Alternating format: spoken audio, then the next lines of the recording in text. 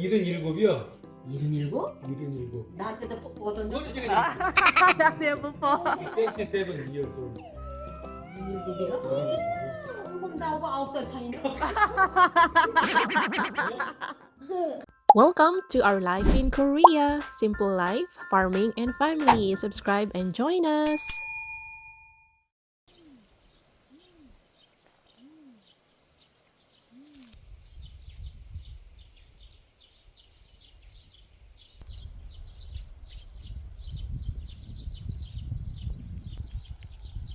Hello mga kabisdak! Good morning! Welcome back to our channel. This is Bisdak in Korea Vlogs at ito po ang aming simpleng buhay sa probinsya ng Gangwon, South Korea. Today, samahan niyo po kami today. Sabado po ngayon. I think dumating na yung dumating na yung bus. Tinitingnan ni LE. Tinitingnan ni LE yung bus na paparating sa bahay. Tingnan muna natin, i-check din po natin ang mga mulberry leaves kasi mangunguha tayo ng mulberry. Maggulay tayo guys. Ito marami siyang yang dahon pero hindi po yan sa amin. Manghingi tayo kay Ungyong Apa. Tingnan niyo, ang ganda ng dito Ang ganda, pwede natin ipadala kay Kun Uni. Wow! Ang ganda guys. Let's go, si Jongwoo, si LE, ang aking anak. Ayan, bagong pintura guys. Diyan po sila nagpipintura. Yung mga hydrangea ni Uma, malalaki na po. Ayan, malalaki na.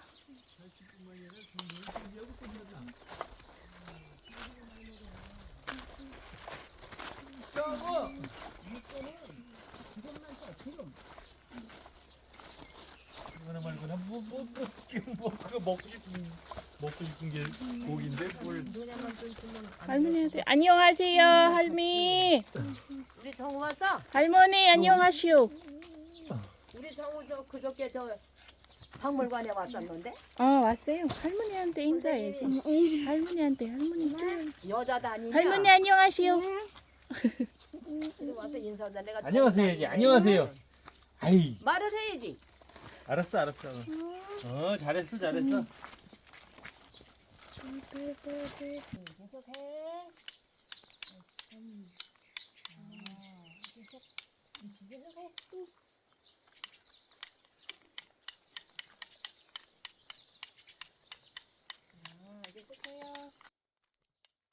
Sa loob po ng eco house namin nilalagay ang sesame seedlings para hindi po sila kainin ng mga ibon. Pero pag masyadong mainit na like around June, July, August, sa labas na po namin yan nilalagay yung halimbawa perela seedlings natin dahil masyadong mainit na po yan sa loob ng greenhouse. Ngayon is okay pa yung init pero kailangan lang natin i-open itong bintana, itong nirorolyo na LE at saka yung mga pintuan sa harapan at sa likod.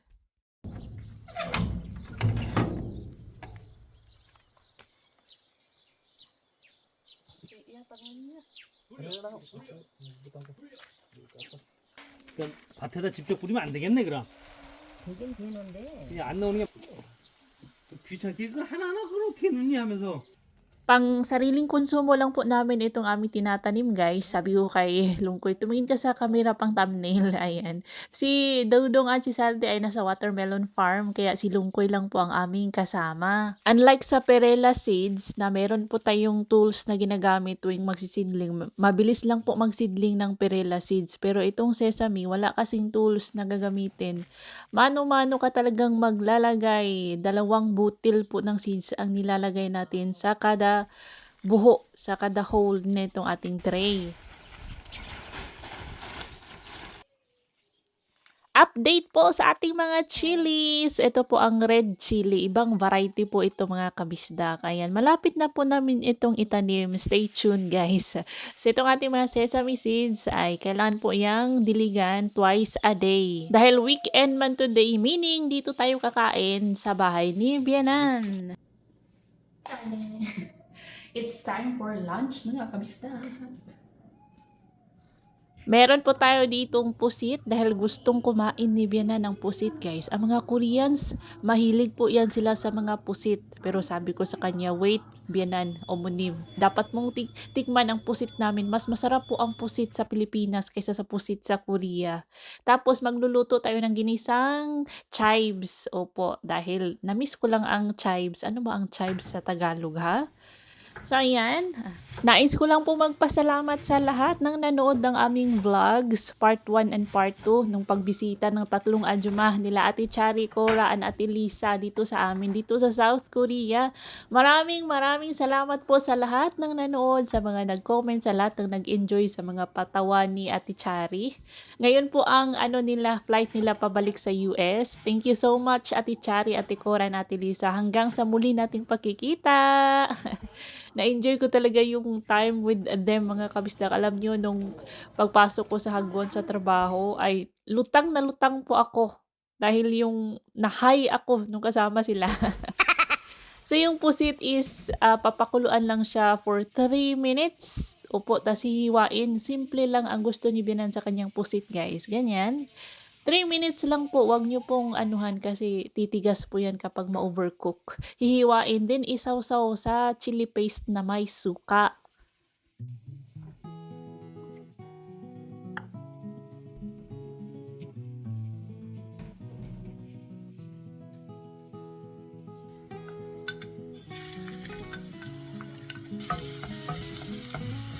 Did you tell Longboy to transfer the chili? Oh, di ma water.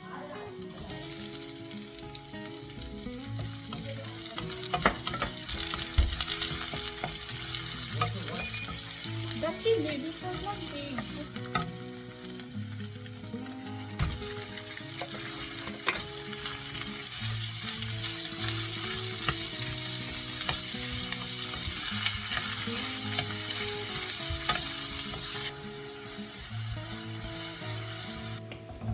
In-steam po ni DE ang pasalubong ni Ate Chari for Bianan, yung Korean blood sausage or sundae. Hindi po kinain ni Bianan dahil gusto niyang sama-sama kaming kumain nito.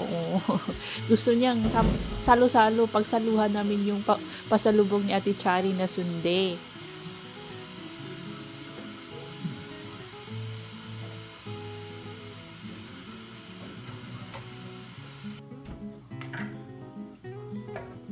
Dinamihan ko na itong ating chives. Ano ba ito sa Tagalog? Uy, nakalimutan ko ang Tagalog word nito, guys.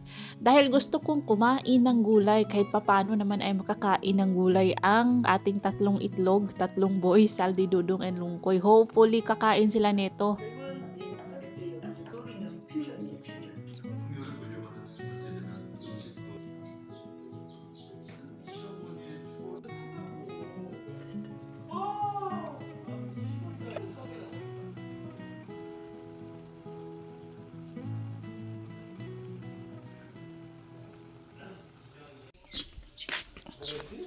Food delivery, mga kabisdak. Tapos na po tayo magluto. Ihatid ko lang to sa tatlong itlog.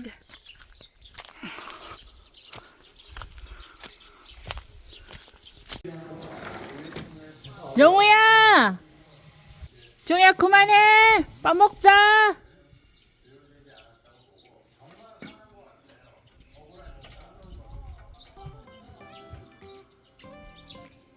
Ang sundae, kinakain po siyang parang pulutan. Hindi po yan kinakain with rice, mga kabisdak. O, depende sa trip mo. Meron tayong dobuchige, ang ating pusit. Siyempre, ang sundae. Ang ating ginisang chives. Kain, mga kabisdak.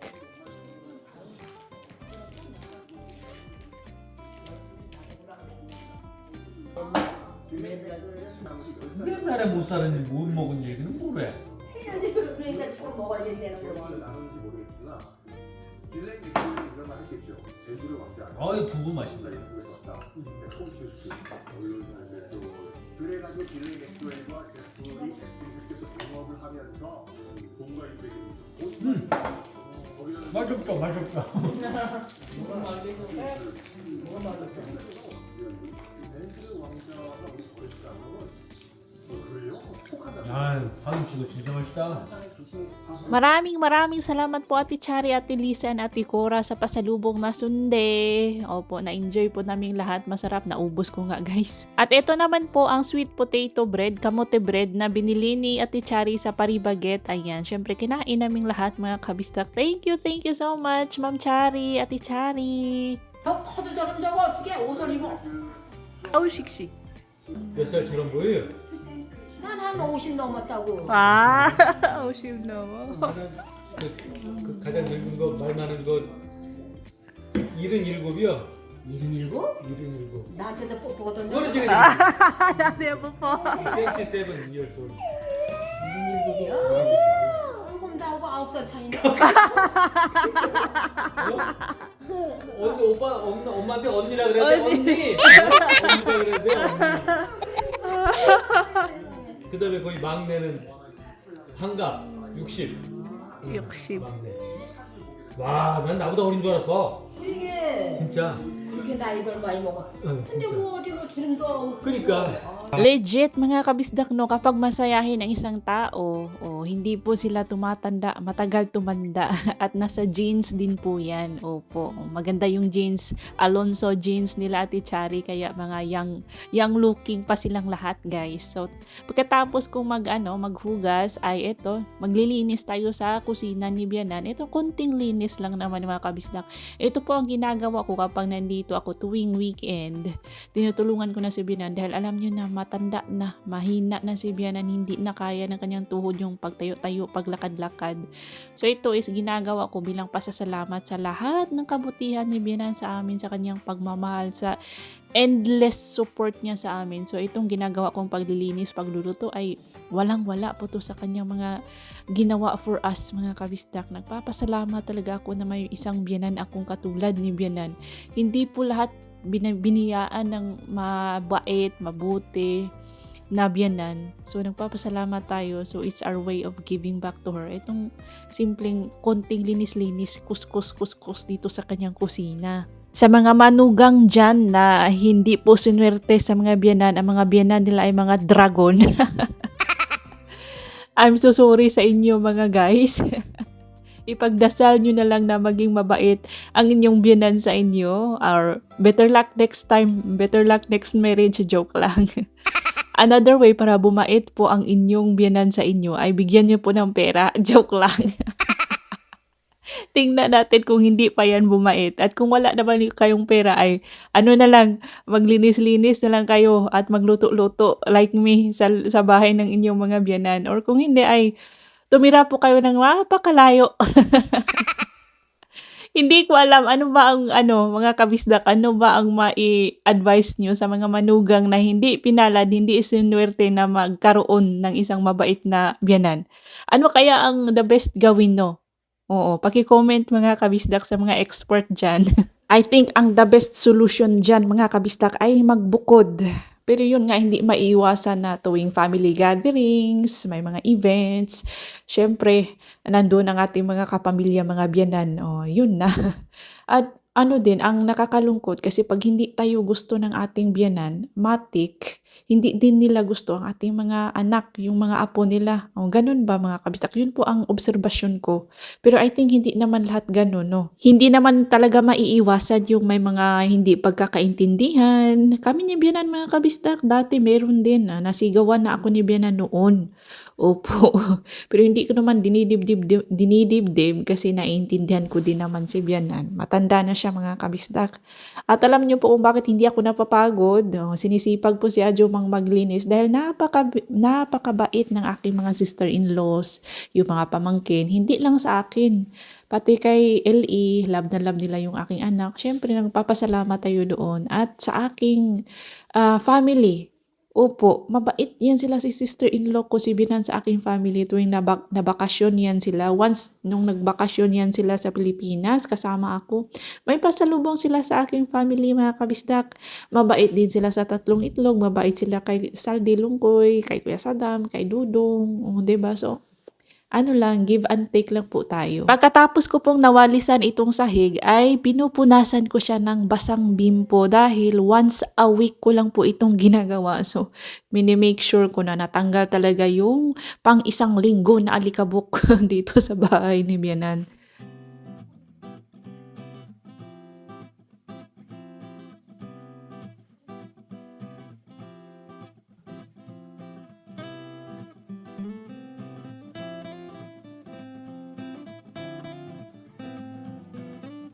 Bago ko pa man makalimutan, ay nais ko pong batiin ang isang maligayang kaarawan. Happy birthday to Sir Christian Herman. Happy birthday Sir Christian Herman dyan sa Austria. Siya po ay asawa ng ating masugid na tagapanood na si Ma'am Joanne. Thank you so much sa palaging panonood, Day Joanne. Happy birthday sa inyong asawa.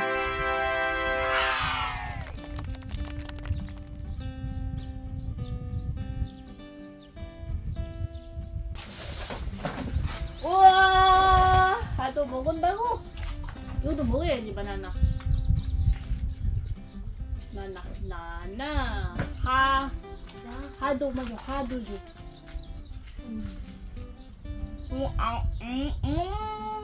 하도 너무 맛있죠? 고마워.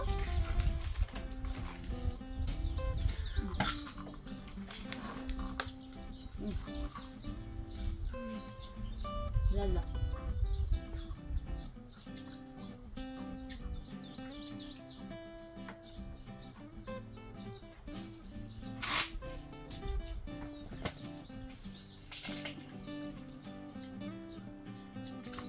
하도도 줘, 하도. 엄마한테 하도도 줘. 하도. 이거 하도. 조금만. 조금. 지금. 먹어.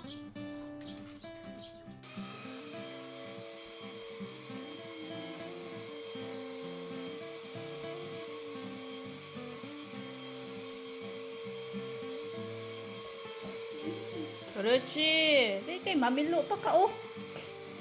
Nagapakapil unon. Na, taro nga. Yugi. 계속 가. 그렇지. 나봐. 나. 아또. 누순. 나.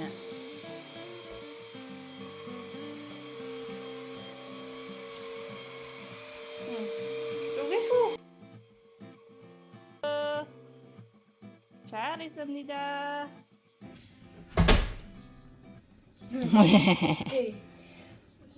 두고? 쇼. 짜고 이리 봐요. 안녕. 잡아. Jajangmyeon mga kabisdak for early dinner. Pasensya na po kayo. Nakalimutan kong pasuotin itong si DE ng t-shirt. Opo. Para na sa Pilipinas lang yan si DE tuwing summer dito kasi medyo warm na po. Pa-summer na tayo. Ayan, naga-shirtless po siya. Akala niya siguro macho siya. Nahawa po yan si DE. Konting background lang tayo, no? Kung bakit si DE. Si DE lang yata ang nag-iisang Koreano na naga-shirtless dito sa Korea, mga kabistak. Hindi po niya yan ginagawa kung nasa bahay kami ni Bianan or nasa ibang bahay kami.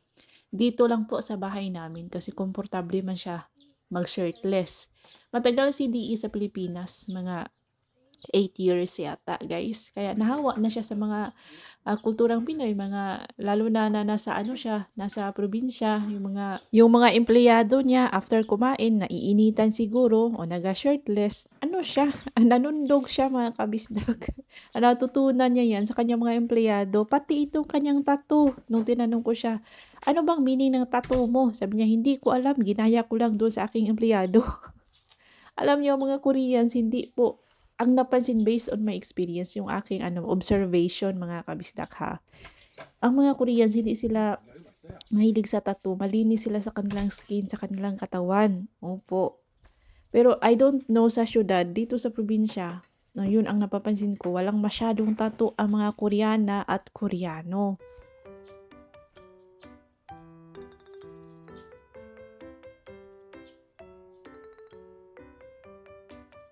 Pa-summer na talaga mga kabisda kasi hinay-hinay na pong nagpapakita ang mga langaw, lamok at ibang insekto.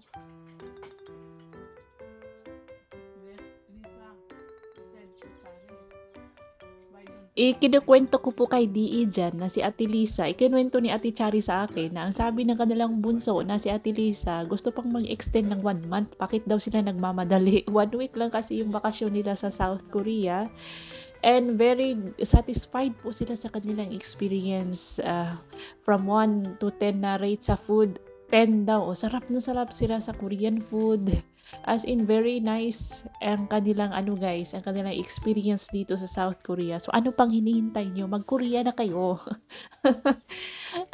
For me, no, talaga, masarap po ang Korean food, guys. O, tingnan nyo sa LAO. Busog na po yan siya sa kanyang jajangmyeon. Pero advice ko lang, kung gusto nyo bumisita dito is, dapat marunong kayo kahit konti yung mga basic Korean words para hindi kayo mahirapan. Pero kung gusto nyo naman ng adventure, like Ate Chari, ay okay lang na walang zero Korean words.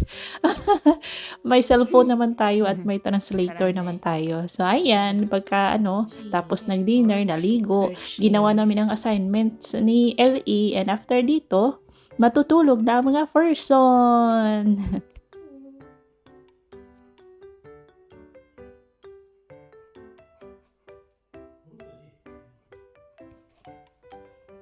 Okay.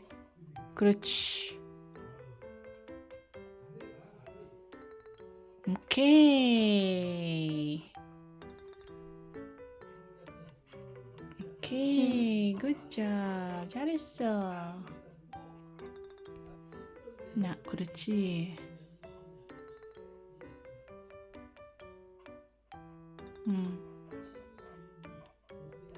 잘했다. 잘했다.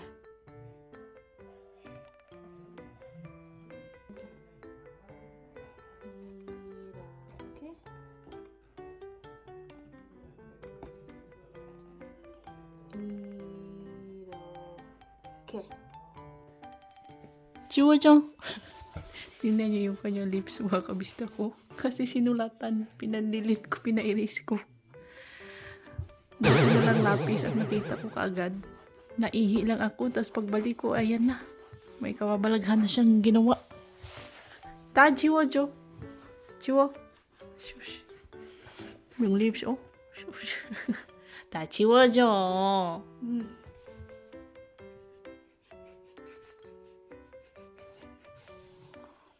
Bakit yung lips nakaganyan man, oh? Jiwo.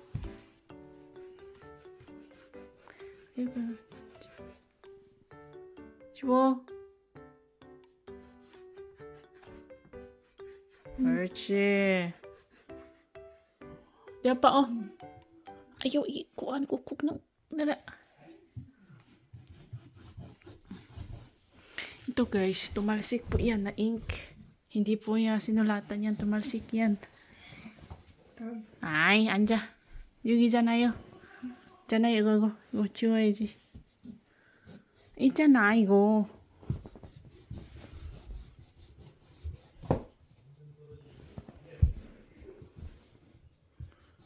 나. 알라, 나 makuha. 어떡해. 알라, di na makuha. Macho. Hala. Ay, nakuha na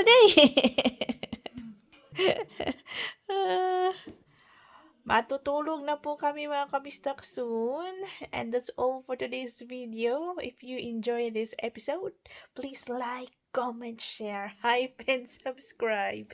See you on our next video. Ingat lahat!